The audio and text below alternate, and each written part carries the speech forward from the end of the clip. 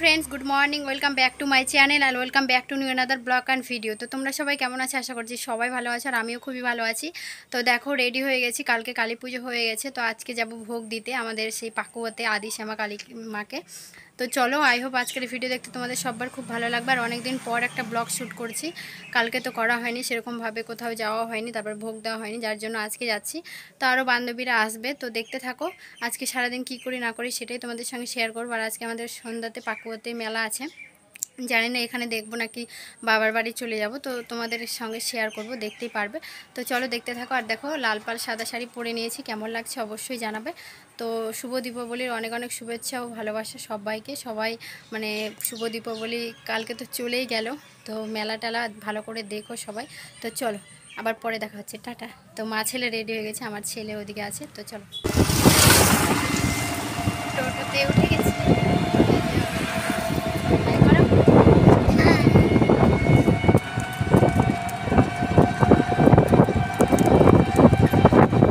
তো বান্ধবীরা এখনো এসে পৌঁছায়নি, এই দিদিভাইটার সঙ্গে দেখা হয়ে গেল, তো এই দিদিভাইটার সঙ্গে এখন আমি ভোগ দিয়ে নেব, চলো।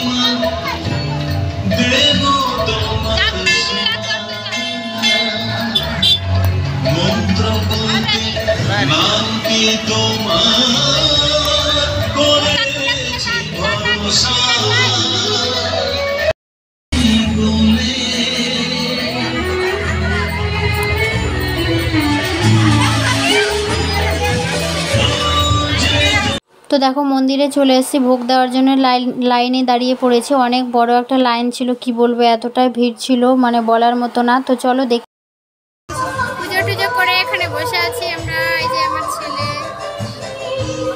একবারে দেখো ওই যে কত।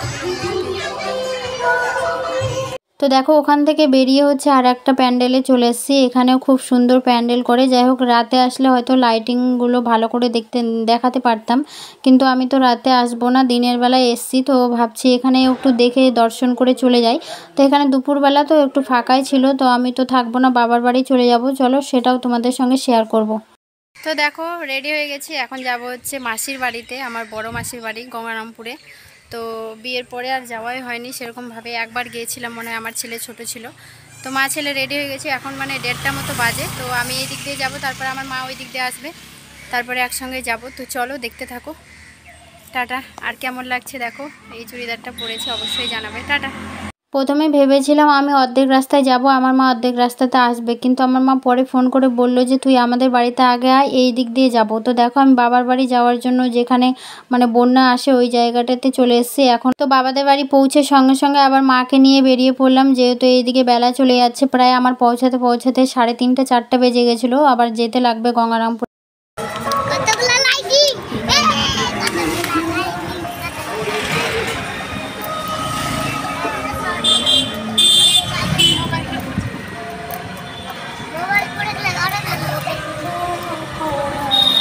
তো আসার সময় রাস্তাতে খুব লাইটিং হয়েছিল, ওখানে একটু অল্প করে ভিডিও করে নিয়েছিলাম আসার পথে, মানে টোটোতে করেই। তারপরে দেখো মাসির বাড়িতে পৌঁছে গেছি, বৌদি চা করে দিয়েছে, এখানে চা বিস্কুট খাচ্ছে। চা বিস্কুট খাওয়া দাওয়া করার পর আবার রেডি হব, রেডি হয়ে চলে যাব ঠাকুর দেখতে।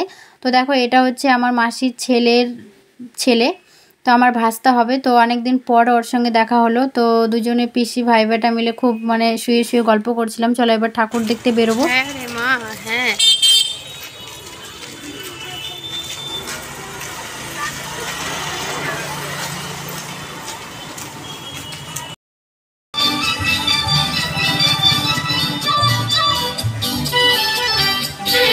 कितने भी तू कर ले सितम, हंस हंस के सहेंगे हम।